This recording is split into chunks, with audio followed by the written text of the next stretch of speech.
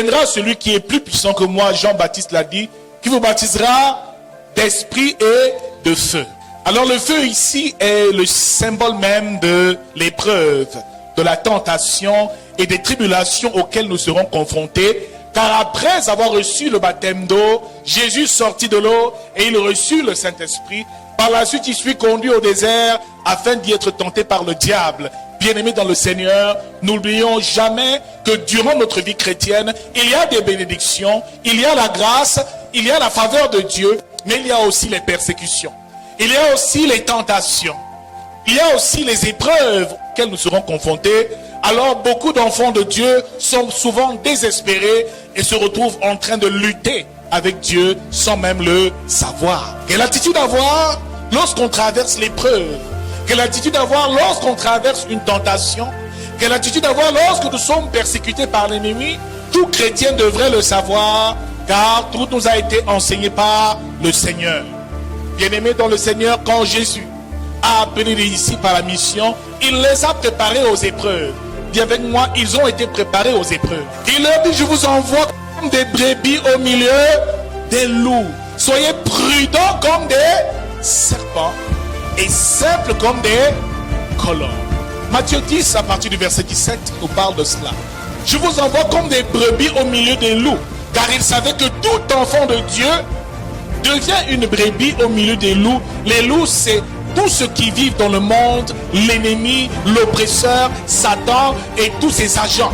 Alors, des brebis au milieu des loups, il faut faire attention. Ce qui veut dire que dans notre marche, nous devons être prudents. Prudents comme des serpents, car le serpent est prudent. Quand il pique, il ne fait pas de bruit. Le serpent n'aboie pas. Alors toi, tu dois être prudent comme un serpent. Ce qui veut dire marcher et ne pas faire de bruit. Le serpent est caractérisé par son silence. Bien-aimé, quand tu te rends compte que tu es déjà malade ou alors que tu as été empoisonné, il est trop tard. Le serpent t'a déjà mordu. Telle donc doit être l'attitude du chrétien. Il doit à l'origine être prudent comme un serpent. Le serpent n'évolue pas en meute. Il évolue en solitaire. Il faut savoir que la prudence est importante en tant que chrétien. Savoir faire attention à là où nous allons, avec qui nous marchons, sachons faire attention chaque jour de nos vies et faire preuve de prudence au nom de Jésus. Ne va pas engager des combats et des batailles inutiles contre le monde des ténèbres si Dieu ne t'a pas envoyé. Ça, c'est aussi la prudence. Mène les combats et les batailles que tu peux remporter. Sinon, reste silencieux et attends le temps et le moment favorable pour agir. Sois aussi simple comme une colombe. Dis avec moi simple. Un homme simple n'est pas orgueilleux. Un homme simple ne se fait pas voir. Un homme simple n'expose pas la grâce que Dieu lui donne. Bien-aimés, beaucoup de chrétiens de nos jours présentent leur maison, leur voiture, la réussite de leurs enfants et marchent parfois dans la vantardise et se vantent de ce que Dieu leur donne. Frère, en ayant une telle attitude, tu ne fais pas preuve de simplicité. Un homme simple est un homme humble, un homme réservé en tout lieu et en toutes circonstances au nom de Jésus-Christ. Nous devons donc comprendre une chose importante. C'est que le Seigneur nous a préparé aussi nos épreuves. Il a dit aux disciples que vous serez persécutés et haïs à cause de mon nom. Il leur a même dit aussi que si on vous persécute dans une ville, fuyez et allez dans une autre ville. Donc même dans la mission de Jésus, il nous a aussi appris à fuir. Dis avec moi, il nous a appris à fuir. Il n'y a pas de honte à fuir comme le prophète Élie a fui et allait se cacher au désert lorsque Jézabel le poursuivait et le chassait et volait sa mort. Le chrétien doit aussi apprendre à fuir. Il y a quelqu'un qui apprend à fuir. À partir d'une ville à une autre, lorsque ta vie est menacée. Il dit par la suite aux disciples, qu'on vous traduira dans les tribus? Non. Car le disciple n'est pas plus grand que son maître. Et il va par la suite, il dit, l'homme aura pour ennemi les gens de sa propre maison. N'est-ce pas là les persécutions auxquelles nous devons nous attendre en tant qu'enfants de Dieu? Si tu marches sur le chemin du Seigneur et que tu ne vis pas les persécutions, ou alors tu ne passes pas par les épreuves, tu n'es pas un vrai chrétien. Si tu reçois le Saint-Esprit et que Jésus-Christ te visite et que cela ne bouleverse pas toute ta vie, ça veut dire qu'il y a un problème. Quelquefois les épreuves ont un but, nous l'avons dit. Les épreuves ont un dessein. Les épreuves ont un rôle. C'est celui de nous amener dans les hauteurs avec le Seigneur. Et c'est celui de nous donner le caractère même de Dieu. Épreuve après épreuve, ils ont remporté toutes les batailles. Alors tout chrétien doit se préparer. Tu ne peux pas donner ta vie à Christ et tout le monde, tu dois dire Amen. Il doit y avoir des ennemis qui se lèvent pour dire que Dieu t'a véritablement visité. Cela est le signe que Dieu est avec toi. Dis avec moi, les épreuves que tu traverses sont le signe que tu es encore du bon côté. Si le diable te persécute, ça veut dire qu'il voit quelque chose en toi que toi-même tu ne vois pas. Tu n'as pas d'argent, tu n'as pas de poste important, mais tu es persécuté. Qu'est-ce qu'ils recherchent? C'est qu'ils veulent empêcher à la gloire de Dieu de te visiter. Mais je déclare que cette gloire va te visiter au nom de Jésus. Car tu sauras comment te comporter pendant les épreuves. Quelle attitude avoir. Car lorsqu'ils sortaient du désert, la Bible déclare qu'ils ont emprunté le chemin du désert. Ils auraient pu aller plus vite à Canaan, mais Dieu leur a fait faire un détour. Le temps des épreuves, afin de les façonner, afin de les fortifier, afin de les guider. Bien aimés, nous avons compris que l'épreuve est de Dieu. L'épreuve vient du Seigneur. L'épreuve vient de Dieu. Il accomplit son dessein dans la vie d'un homme. Il doit te faire passer par des épreuves pour te fortifier. Les épreuves représentent ici le feu par lequel tu dois passer. Job chapitre 2 à partir du verset 1 nous dit: Or les fils de Dieu vinrent un jour se présenter devant l'Éternel, et Satan vint aussi au milieu d'eux se présenter devant l'Éternel. L'Éternel dit à Satan: D'où viens-tu? Et Satan répondit à l'Éternel de parcourir la terre et de m'y promener. Bien-aimé dans le Seigneur, ce texte fait peur. Ce texte nous inquiète. Si tu es enfant de Dieu, en lisant ce texte, tu dois réaliser un certain nombre de choses. C'est qu'il y a des moments où Dieu reçoit ses fils. Quand on parle ici des fils de Dieu, c'est qu'il y a des fils ici sur terre. Il y a des fils aussi là-haut dans les cieux. Ce qui veut dire que tous ceux qui sont fils de Dieu, je le sais, peut-être les anges, peut-être les saints, étaient là auprès de l'Éternel et sont venus faire allégeance à Dieu. Mais parmi les fils de Dieu, il y a une autre personne qui est venue au même rendez-vous. Dis avec moi, qu'est-ce qu'il fait là-bas? Qu'est-ce qu'il est venu faire? Cette entité qui nous dérange tant, celui que tu passes le temps à couper, à lier, à enchaîner tous les jours, vient se présenter devant Dieu. La plupart de nos problèmes proviennent de notre ignorance, de l'ignorance que nous avons des choses spirituelles et des réalités spirituelles. Satan aussi est venu se mettre en rang et saluer Dieu. Alléluia. Il prend plusieurs noms: le diable, Satan, l'ennemi, l'adversaire. La Bible fait comprendre que ce jour, il est venu se promener, car à l'origine, lui aussi était un fils de Dieu. Et apparemment, ça n'a pas beaucoup changé dans le cas de Job. Lui aussi est venu se présenter à Dieu. Ce qui veut dire que la Bible fait comprendre que lorsque Dieu a pris le voie d'un homme, il dispose même ses ennemis en sa faveur. Le diable, Satan, peut aussi être utilisé par Dieu, car Dieu est le roi des rois, le seigneur des seigneurs, le maître de tous les esprits. Alléluia. Il soumet les anges et il soumet aussi les démons. Mais ce que tu dois comprendre, nous, en tant qu'enfants de Dieu, c'est que la réalité de Satan, de l'ennemi, de l'adversaire, est quelque chose que tu dois comprendre. L'adversaire joue un rôle dans l'équilibre.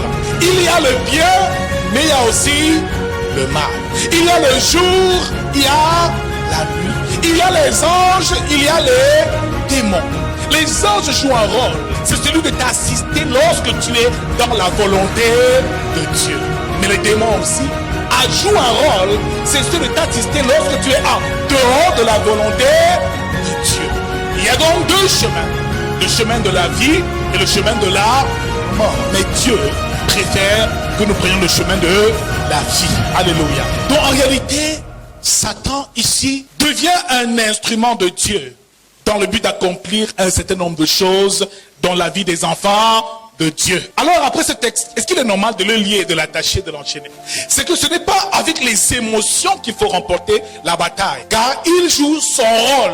Son rôle, c'est de dérober, son rôle, c'est d'égorger, son rôle, c'est de dire, afin que toi, enfant de Dieu, tu montres devant Dieu et que tu démontres ton amour et ta foi en Dieu. Son rôle est de t'éprouver afin que tu mérites ta place pour le royaume des cieux. S'il n'était pas là, comment Dieu aurait su que toi tu l'aimes? S'il n'était pas là pour agir, comment aurait-il su que toi tu es fidèle? La parole de Dieu nous dit aussi que Dieu a parlé au désert, que ce peuple m'honore des lèvres, mais leur cœur est éloigné de moi. Bien-aimé dans le Seigneur, c'est dans l'épreuve que Dieu saura si tu l'aimes sincère. Et qui viendra t'éprouver? L'adversaire, Satan. Donc fais très attention. Le but ici, c'est l'homme. L'enjeu, c'est l'homme. L'enjeu, c'est l'amour des hommes. L'enjeu, c'est que Dieu désire que ton cœur soit entier. Bien-aimé dans le Seigneur, pour que tu marches dans l'obéissance, il faut que Satan intervienne. Pour que tu commences à venir à l'église fidèle, il faut qu'il intervienne. Je suis même sûr d'une chose. Si tu n'avais pas eu certains problèmes, tu ne serais pas assise. Alors lui aussi, il joue un rôle. Et toi, chrétien, tu dois découvrir et comprendre ce rôle. Nous soyons plus des chrétiens bébés qui passent le temps à ricaner, à jacasser. Soyons des hommes et des femmes spirituelles. Maintenant, l'Éternel dit à Satan, donc il lui parle même. Un type comme celui-là, méchant comme il est, il lui parle. D'où viens-tu? Et Satan répondait à l'Éternel de parcourir la terre et de m'y promener. Dis avec moi, Satan aime les promenades. Alors les sœurs qui aiment les promenades, les frères qui aiment les balades, sont un peu comme lui, parce qu'il aime se promener. Il rôde comme un lion rugissant, cherchant qui dévorera. Sa mission, c'est de nous éprouver, c'est de nous tester. C'est de tester notre résistance et voir si véritablement notre amour et notre foi est intacte et entière envers Dieu. Souvenez-vous qu'au jardin d'Éden, Adam et Ève, eux aussi, ont été tentés. Ils ont succombé et sont tombés dans la désobéissance. À présent, après être sortis, après avoir été chassés du jardin d'Éden, Dieu a protégé l'accès au jardin d'Éden. Maintenant, pour retourner en Éden, retourner au royaume, frère, il faut que tu passes par des épreuves afin qu'aux yeux de Dieu, tu mérites ta place. Certes, la grâce existe, mais il y a aussi l'épreuve qu'il faut braver et surmonter. L'Éternel dit à Satan, as-tu remarqué mon serviteur Job? Il n'y a personne comme lui sur la terre. C'est un homme intègre et droit, craignant Dieu et se détournant du mal. Bien-aimé, si tu es une personne qui ne pêche pas, qui est intègre, qui aime Dieu, qui te détourne du mal, Dieu fera ta publicité. Dieu parlera de toi. Dieu se vantera de ta sainteté. Amen. Mais il faut que cette sainteté soit mise à l'épreuve. Il faut que cette foi soit aussi mise à l'épreuve. Il faut que ton intégrité même soit mise à l'épreuve. Comment savoir si toi tu es un véritable chrétien si tu n'as jamais eu d'épreuve? Car c'est à l'épreuve, c'est au feu qu'on vérifie véritablement ta nature. Est-ce que tu es en bois ou simplement est-ce que tu es en papier? Parce que le feu révèle la véritable nature et la résistance des choses comme des objets. Dieu fait donc sa publicité, ce qui veut dire que lorsqu'il a parlé à Satan, il demeure ferme dans son intégrité et tu m'excites à le perdre sans motif. Satan répondait à l'Éternel, peau pour peau, tout ce que possède un homme, tu le donnes pour sa vie.